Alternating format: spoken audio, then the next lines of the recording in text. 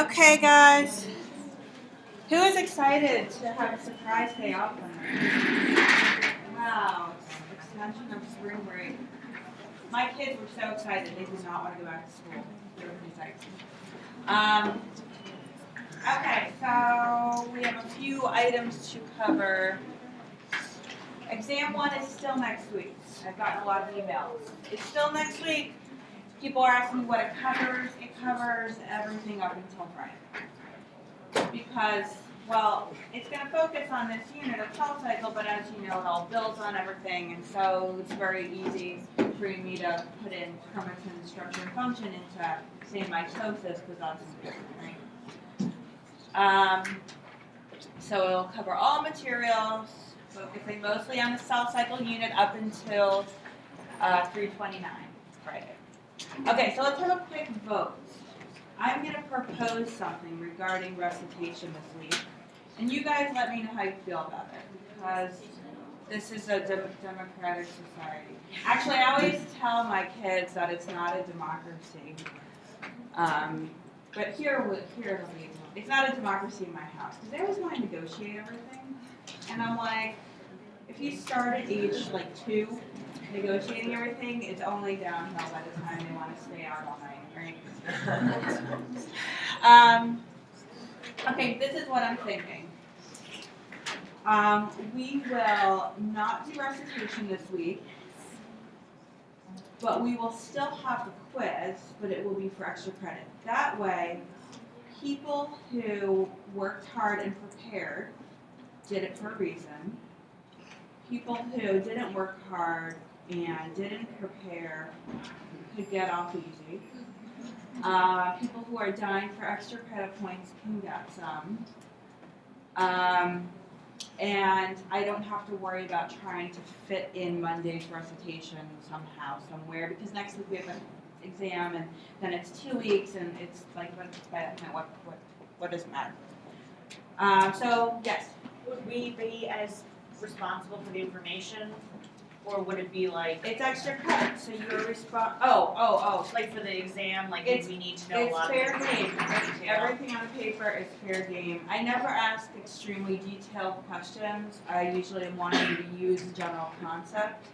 So you should make sure you understand maybe the experiments that were done. But because maybe I'll give you something where you have to understand the data. Yes. Okay, so the quiz would be, you would take the quiz either after the exam next week or the week after. So that's something we could vote on. So who is in favor of that? Raise your hand. No, you don't get to vote. I'm saying no recitation this week, but we will take the quiz anyways, but for extra credit. Who is against that? And be prepared to have an argument. Okay. So what we'll do is, okay, so now do we want to, someone's making trouble with it. Okay, trouble. Okay. So who wants to take the quiz after the exam? For extra credit. Yeah, that's fine. And who would prefer to do it the following week? Okay, so we're going to do it after the exam. There's a lot more hands there. And you know what? It's extra credit. So if you decide you can't handle preparing for both, then just don't. Okay, good. So we're good. So now everyone has more time to study this week also. I still have office hours. Please start generating your questions and coming to see me. Exam questions are due at the end of the day tomorrow. So if you want to put in a multiple choice question. I hear a lot of conversation. I'm feeling like people aren't listening. Sometimes I feel like I'm like parenting you, and I'm sorry for that. It's just the mom comes out every now and then, and I'm like, on the count of 3, you're going to be quiet, you're giving a timeout. I won't give any timeout. Promise. Well, that could be fun. You have to sit like right there, facing the wall. Okay. So yeah, so end of tomorrow, end of day, meaning 11:59 p.m. Sign. I would like any exam question, a multiple choice exam question. No recall. People who keep sending me what is DNA polymerase kind of questions, stop. Don't even put the effort in because you'll never get the points. It has to be analytical, make someone think, make someone use information. People get points, so it's possible. Oral exam. Anyone who would like to try the oral exam, please contact me by the end of the week, meaning by Friday, end of day, so I can start to schedule you guys. You will take it next week at some point, probably the same day that you would take your exam. Okay. Any questions about those small points? Good. Okay. So we had finished, I almost forgot, with an extra credit question last a million years ago when we were here last. The question was, what recruits DNA polymerase to the extended telomeres? Remember, telomerase comes in, extends the leading strand, and then DNA polymerase gets recruited to extend the lagging strand. Remember to fill in that space. So the question was, what is recruiting DNA polymerase / primase? I only got one answer, and I think probably because everyone was already on spring break, mentally on spring break. And that person was kind of right, kind of not right. So this is the paper that I found that explained it, and it's kind of, I don't know, it's detailed, but for those who asked that question in class? No? Nobody asked it? Are we doing this just for fun? Okay, well, you understand that it is a question that's logical, right? You've got your telomerase extending your leading strand. Something needs to recruit DNA polymerase, right? Was it you? Yeah, there you go. You forgot all about it. Are you still on spring break? Who went to Cancun and partied it up? No one? Someone had a haunted hotel? That's really scary. Was it like The Shining? It was really scary. It wasn't like The Shining, but my room smelled like gunpowder every night. Oh my god, really? Your room would smell like gunpowder? My house smells like gunpowder all the time now. Mine would go away though. Mine comes and goes too. It's weird. Okay. I think it has to do with the fires, but that's okay. So this was the answer. I found, this is one answer that I found that seemed the most complete, and it's from experiments. It was from a review, which is cited below here if anyone wants to read it. I know you guys are all going to run to read it after this, so you can just click on the link. And it's from experiments done in yeast. So the way so remember there were all these telomere proteins recruited to telomeres, and remember I pointed out, oh, these are all DNA repair proteins. That's really interesting. So this kind of gives a little bit of information about that too. So you have this, where your primer was removed on your lagging strand, and that's kind of where DNA replication ends and where telomerase needs to come in. And so all these different proteins are recruited, these DNA repair proteins, and I think it's because they kind of recognize the end as a break, as a double-strand break. And so these DNA repair proteins are recruited, and then these other proteins are recruited. We're not going to worry too much about anything other than just the overall theme. And so it actually resects, which means trimming. It trims the lagging strand. So you see Pac-Man here. You see Pac-Man? Who loves Pac-Man? Okay, thank you. 2 people. You see Pac-Man here eating up the leading strand. So it's trimming it back. And this creates an overhang, which acts as a scaffold and recruits all these other proteins, which are called the CST complex, which you should see. You should start to see there are CDKs involved here, CDC13, and those proteins are all recruited, and that is involved with. So then you get phosphorylation of CDC13, which recruits telomerase.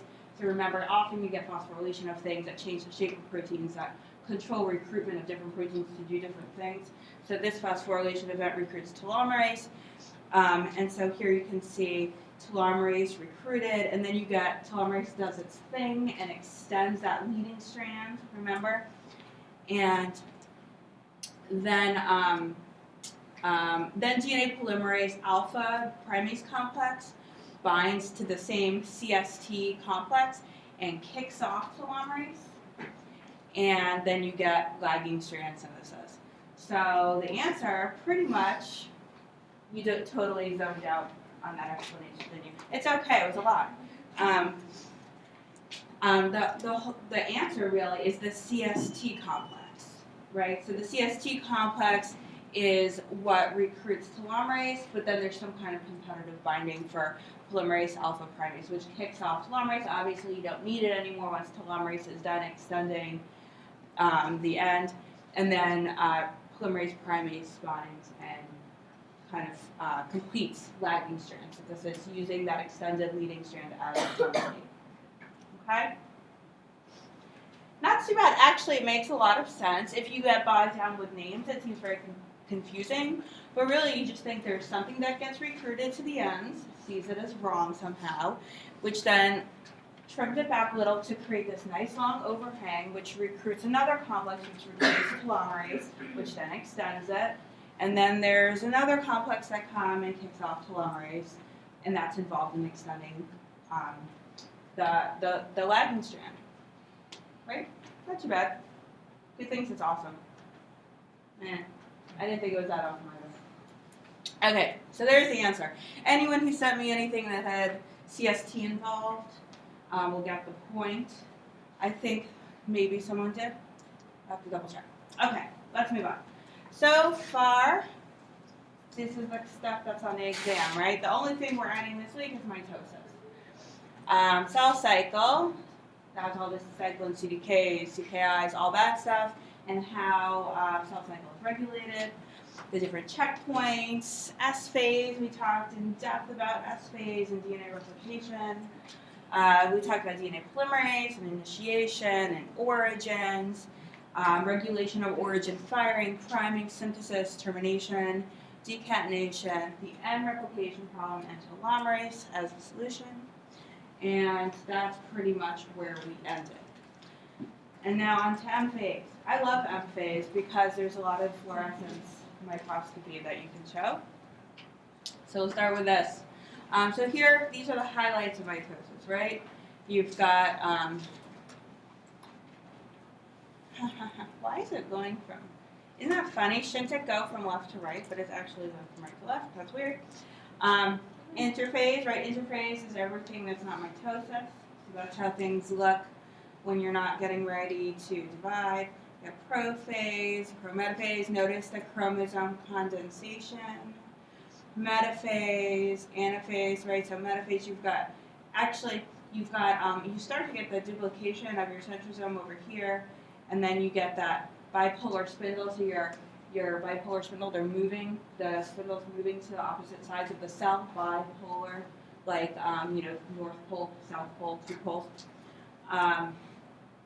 And you get attached, you're starting to get attachments to your chromosomes, and then you start to anaphase, you start to pull them apart, and then you get telophase, which is actually the true separation of the cells, right?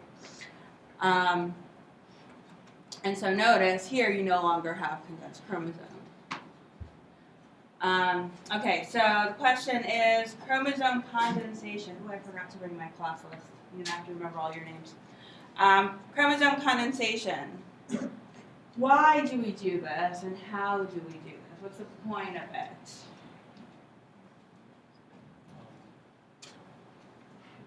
Yes. Okay, so you need to separate your sister chromatids, and you need to have condensed chromatin.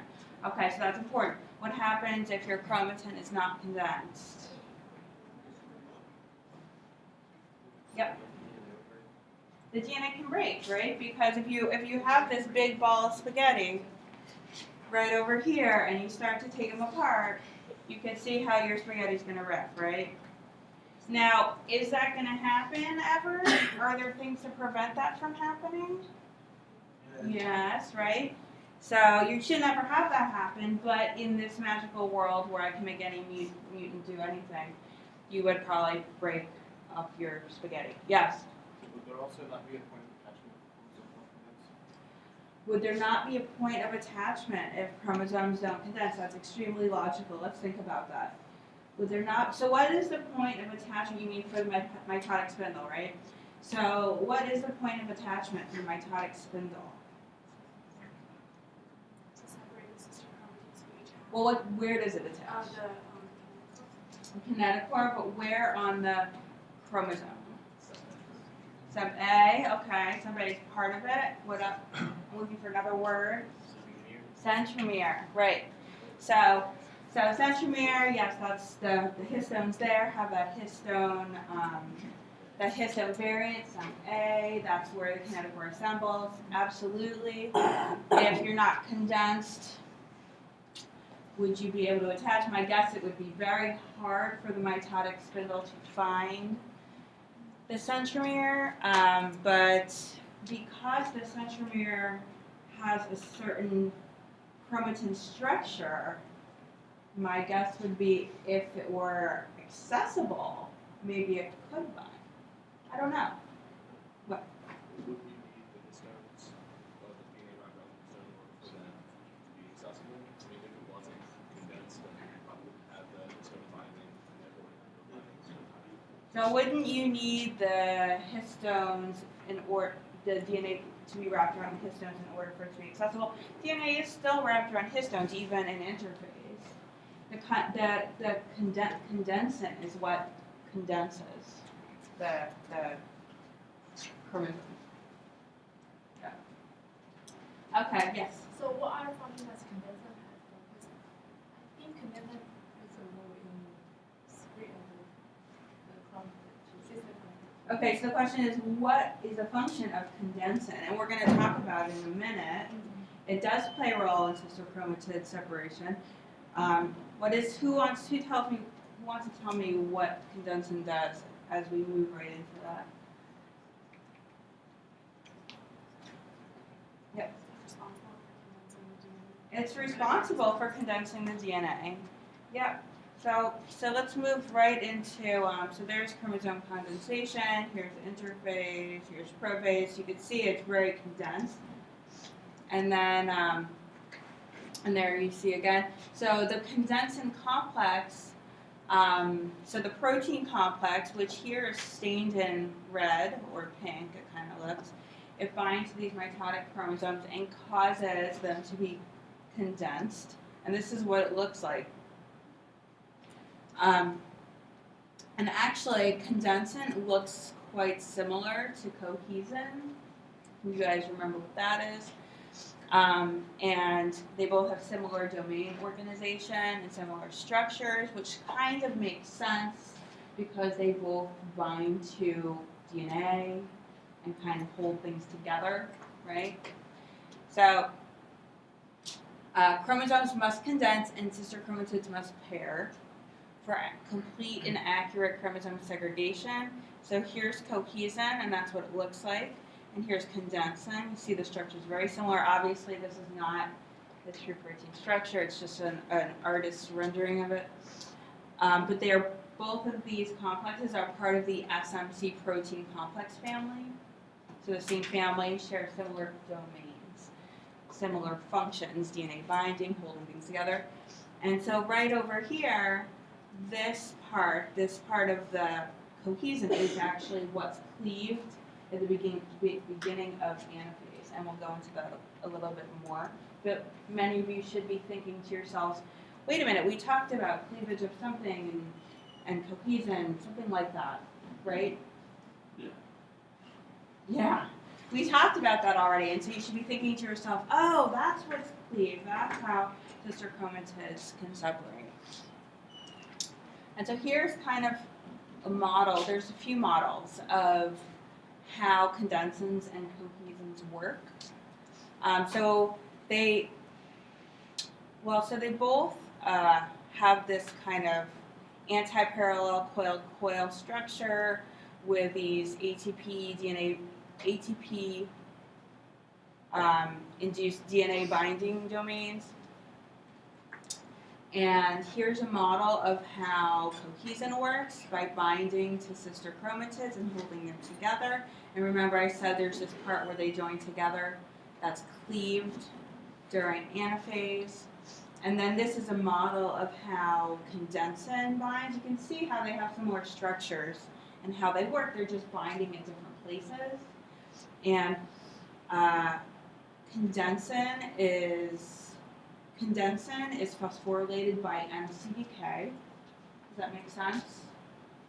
Right? Remember we talked about all these kinases, these cyclin-dependent kinases that get activated at different phases of the cell cycle, and they phosphorylate all these different things. One thing that MCDK, the CDK that's active during M phase, one thing that it phosphorylates is condensin to activate it and allow it to do what? Condense DNA. Right? If I gave you a question on the exam and asked you what CDK is likely to phosphorylate and activate condensin, what CDK do you think it would be?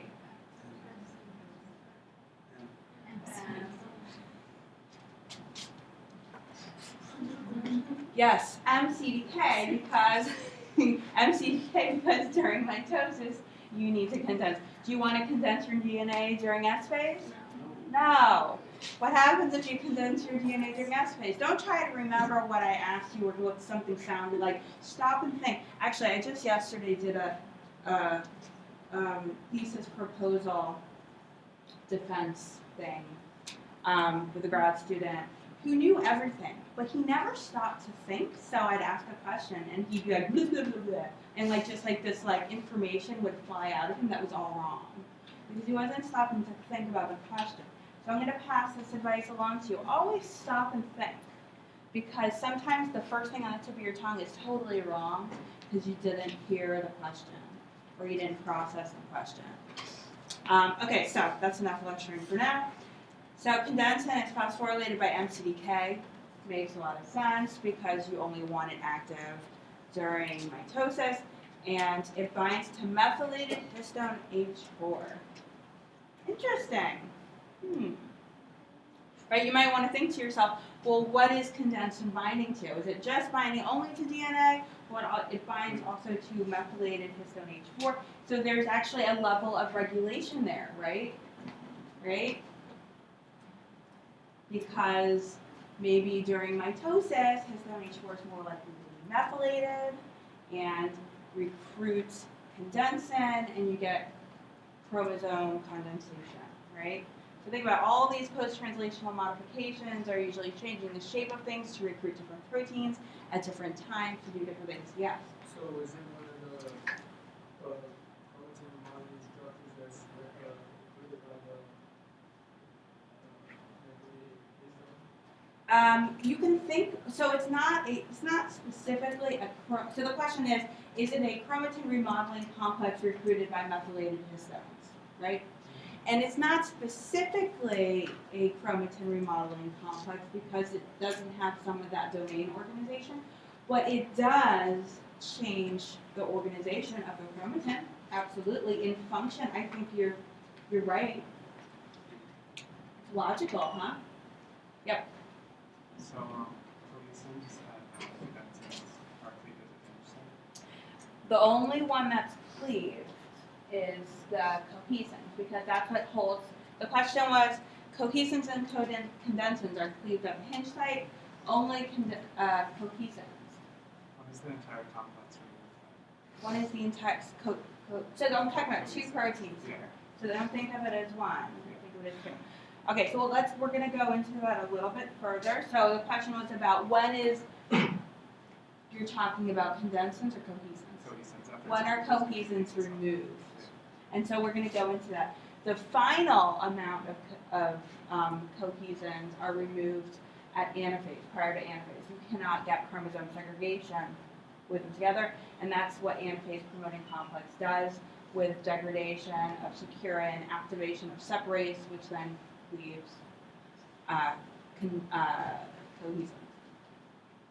Okay, any questions about this? Okay, don't worry, we're just starting. So here's two models for how cohesin holds sister chromatids together. One is the complex encircled and holds them together. and the other is that they kind of have two complexes that are held together. So this is still an area of research. So I show you different models of how things are working, but I believe it is not known yet. There are multiple models of what people think. But it's this hinge region over here that's cleaved, and that allows them to separate. Any questions? I find this stuff to be riveting. Okay. So most of the cohesins are removed during prophase. And the final cohesins are removed by separase during anaphase. Because if you remember some of the pictures we've seen, it's actually the sister chromatids are attached all the way up and down. Those of you who think it's just at the centromere, remove that from your brain. It's actually up and down the whole, both sister chromatids. And so you can see, here's a model of sister chromatids. There's your centromere, and they've got these cohesin links around them. And so you've got, let's see, cohesins, prophase, chromatophase, metaphase. So some start to get removed along the way, and it's not until that last step at anaphase that they're completely removed.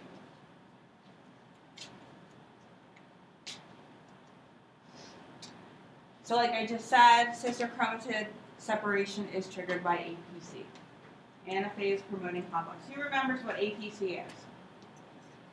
Someone raised their hand, that's good. What is it? Ubiquitin ligase, right.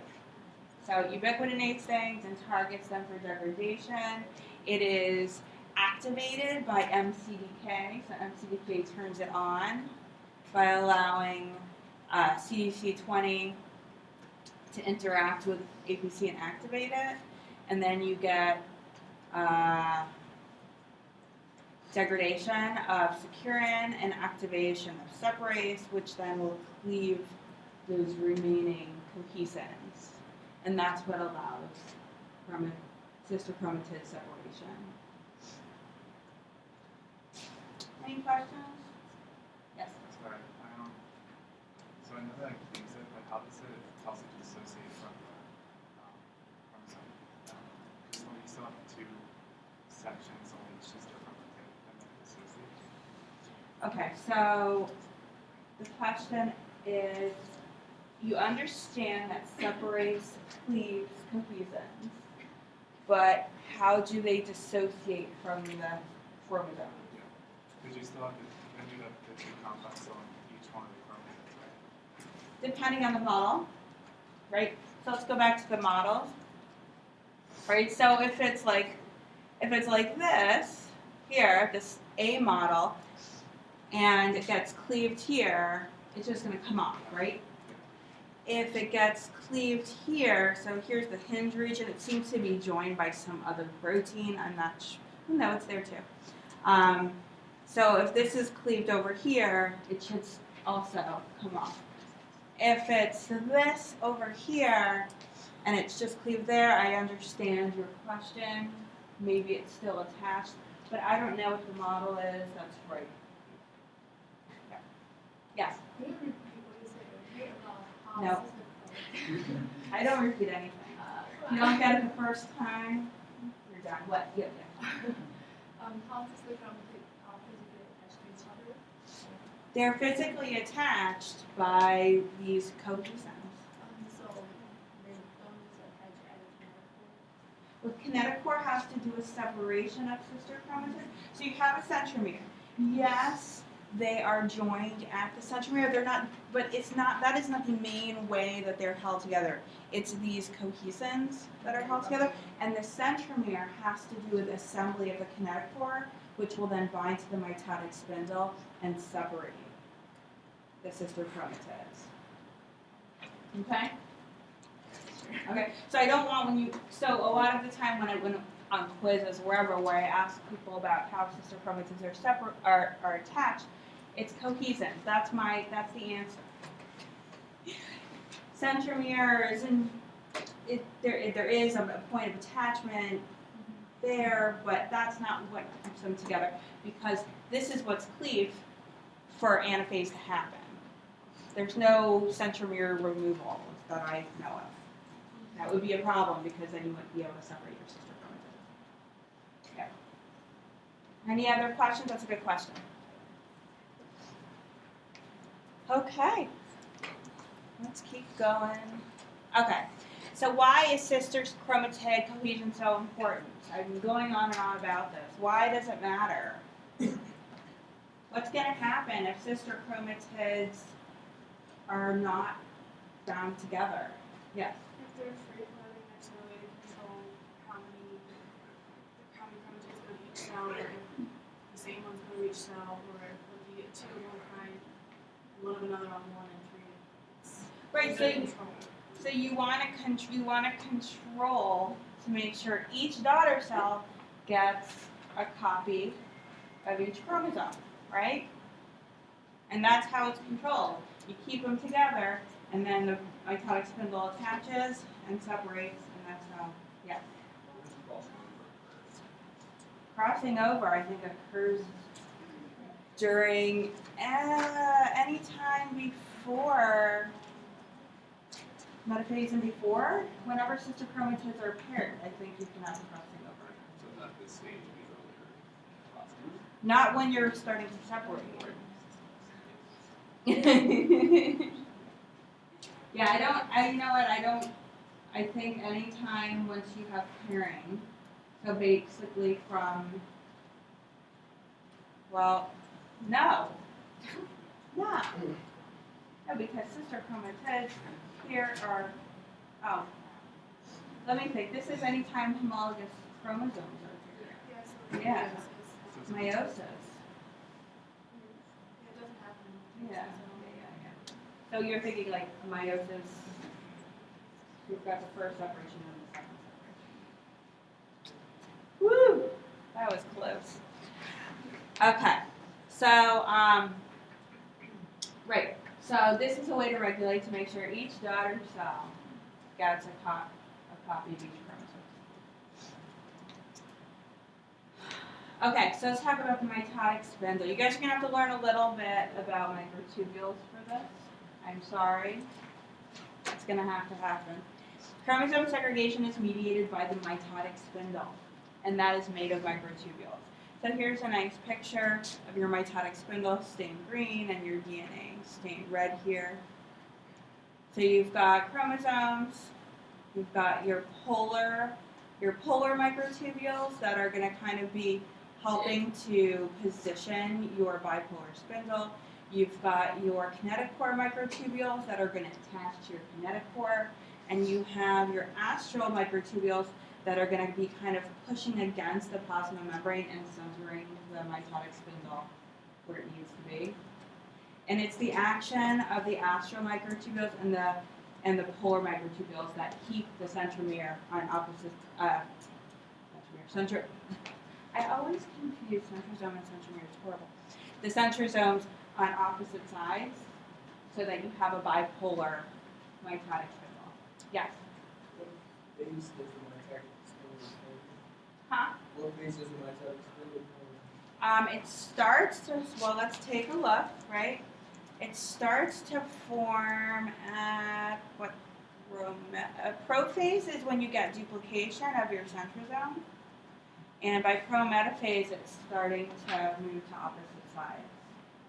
Yeah, so you can see it right there, right? So here you've only got one centrosome right here. And then here you've got two. And then here they're starting to move.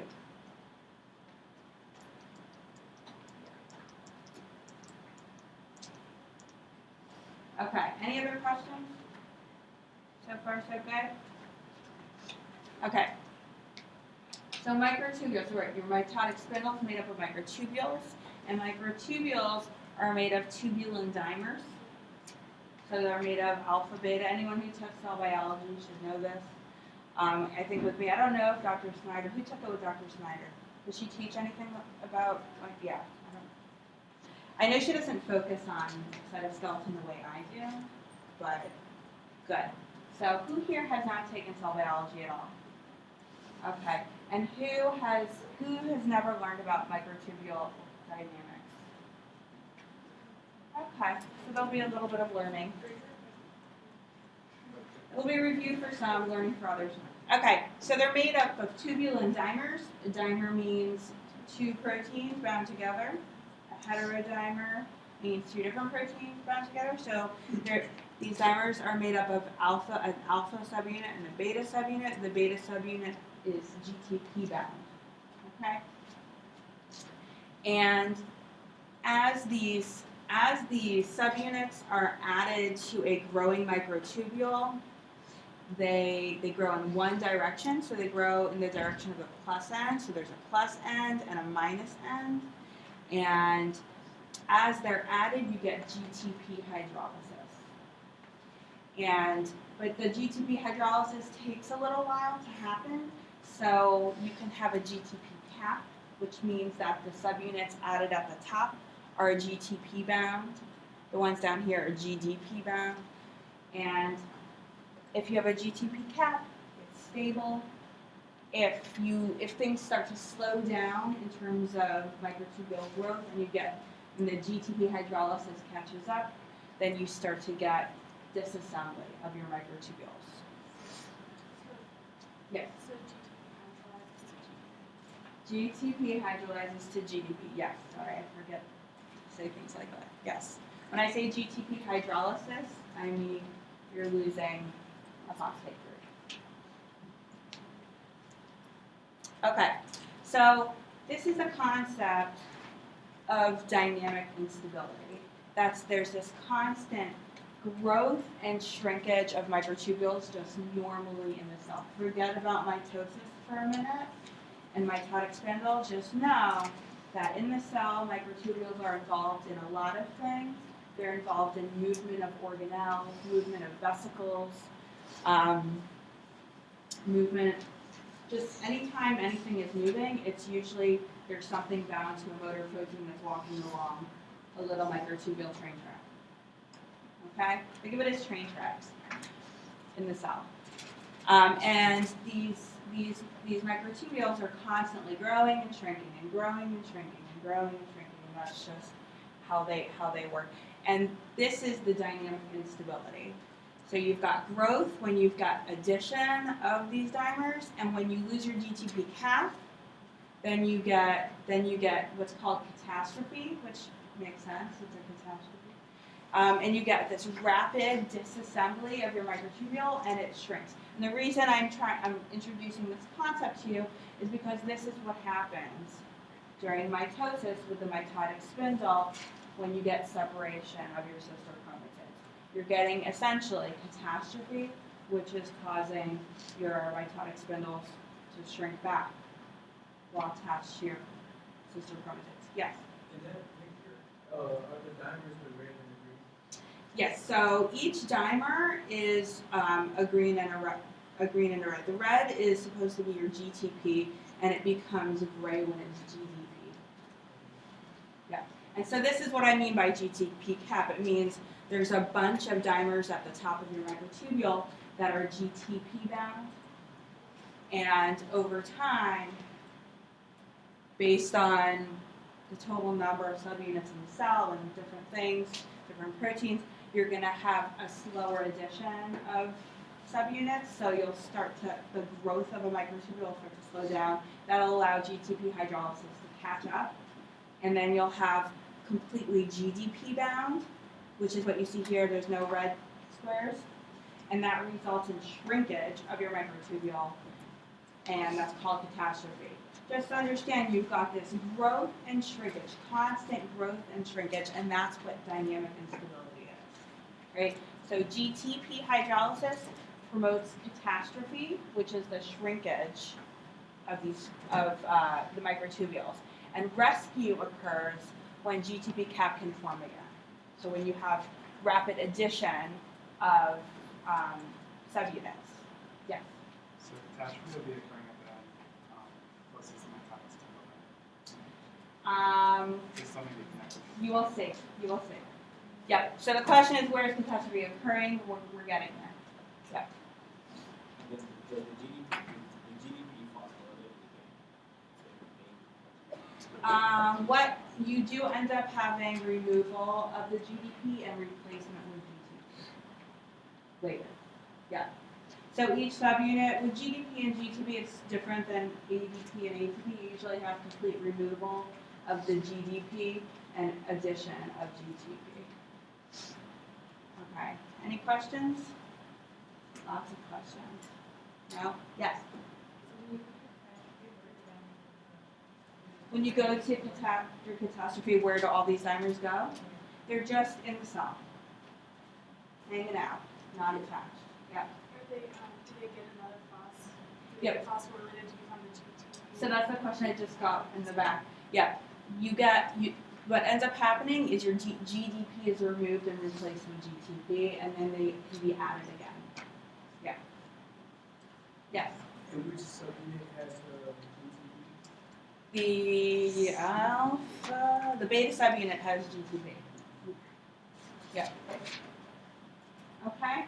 Just understand, don't get so bogged down with this. I'm giving you the detail so that you understand it, because sometimes you need a little bit of detail to understand something. But if you understand the major concept, which is microtubules are constantly growing and shrinking, and it all has to do with the presence of this GTP cap. Yes?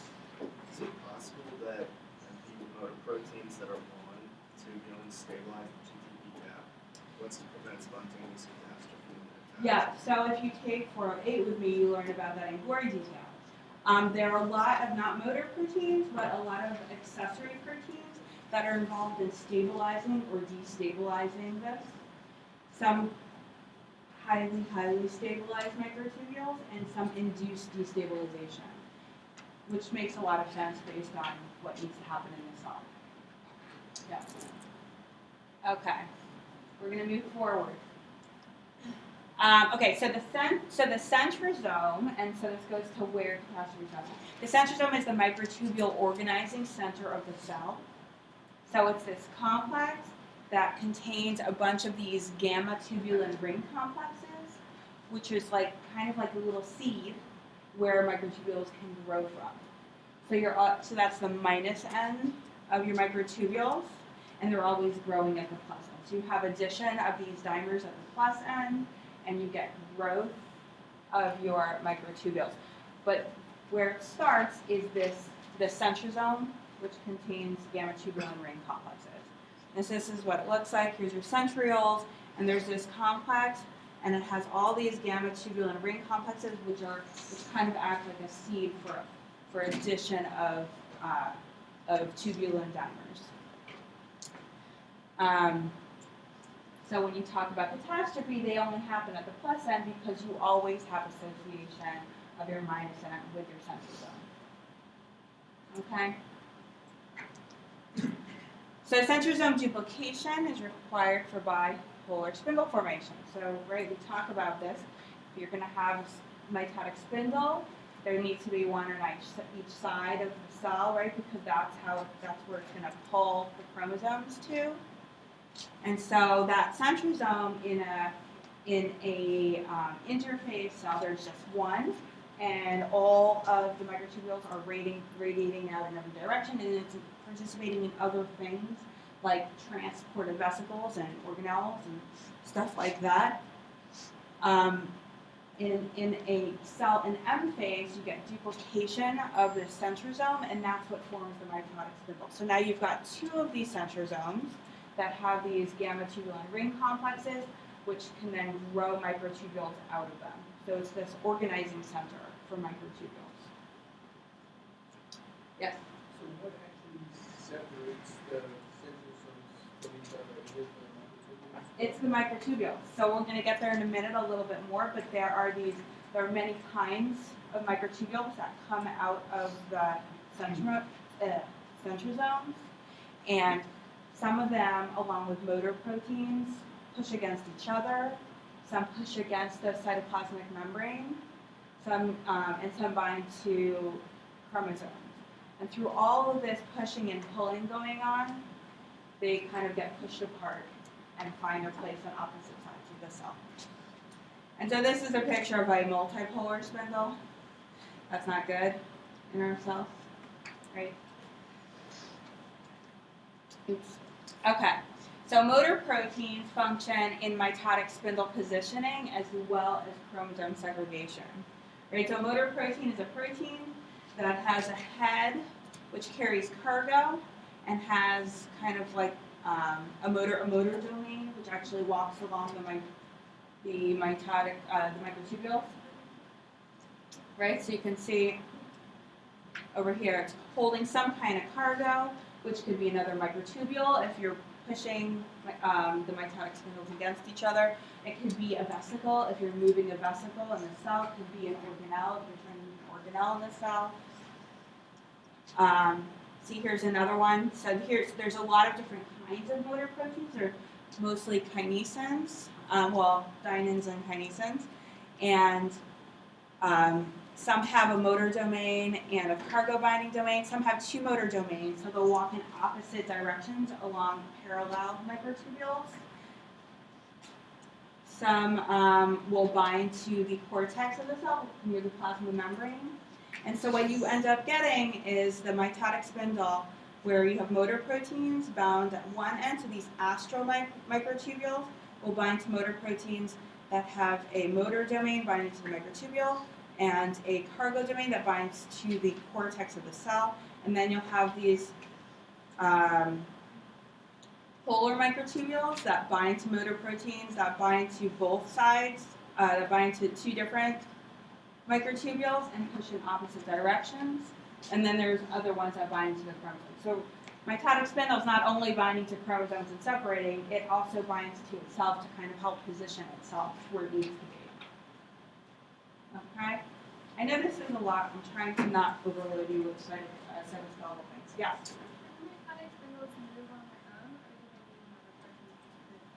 Can mitotic spindles move on their own, or do they need motor proteins to move them? They need, they'll move on their own, but not with any sort of organization. Right? So if you delete all motor proteins from the cell and you've got nothing but duplicated centrosomes, they'll probably float somewhere.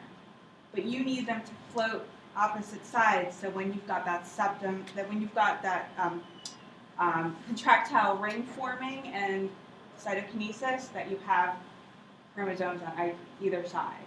So it's those motor proteins that are pushing. So especially, I like this figure. It really shows how this one's going to kind of push your centrosomes apart, and this one's going to kind of pull the centrosomes towards the edge of the cell. Okay? Yes? What are they doing? I'm confused with what they're doing on like the ends, attached to the purple part. On the end over here, Yeah. that is the plasma membrane of the cell. And so they're attached to the plasma membrane, and they're walking towards the minus end, so towards the centrosome, and that in essence is pulling the mitotic spindles to opposite sides of the cell. So you can imagine it's kind of like walking this way, but since it's attached back there, it kind of pulls the spindle to opposite sides, so you actually have that separation. So, because remember, if we go back, let's see, how far do I need to go back? So I won't go that far back, but early in mitosis, these mitotic spindles are right next to each other, right? And they need to get so they're at opposite sides. And so it's these ones that are pushing against the plasma membrane, and then some that are pushing against each other that help to separate it and organize it into a true bipolar spindle. Okay, so I guess we're running out of time. We're going to power through on Friday. Come see me if you have questions.